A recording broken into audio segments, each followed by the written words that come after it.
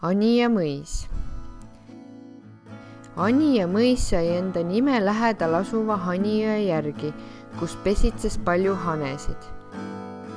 Kunagi seisis mõisa koha peal vasalllinnus, mille mõned müürid on siiani mõisakeldris säilinud. Esimene kompleks rajati üle jõe asuvasse Pirsu külla, kuhu hiljem loodi Lilli karjamõis.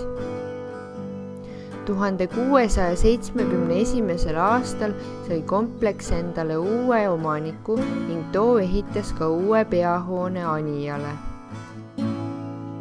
See oli olnud niivõrd huvitava arhitektuuriga, et andis eeskuju Maardu, Aa ja Palmse mõisate ehitusele.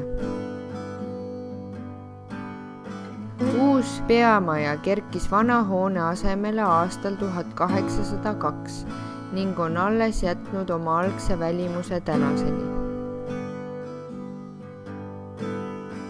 Kompleksi juurde kuulus 11 000 hektarit maad ja mitmeid kõrvalhooneid, millest paljud on praeguseni säilinud. Neist kõige huvitavamad on maakivist Meieri ja sammastega Sepikoja hoone.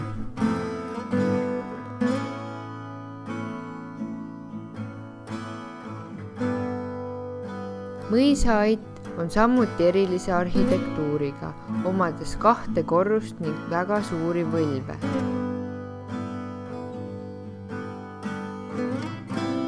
1905. aasta revolutsiooni ajal mõis rüüstati.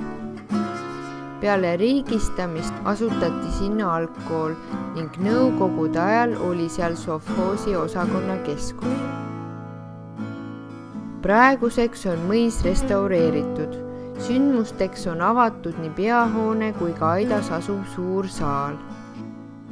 Mõisas asub selle ajalooga seotud muuseum, mõisakohvik ja käsitöötuba.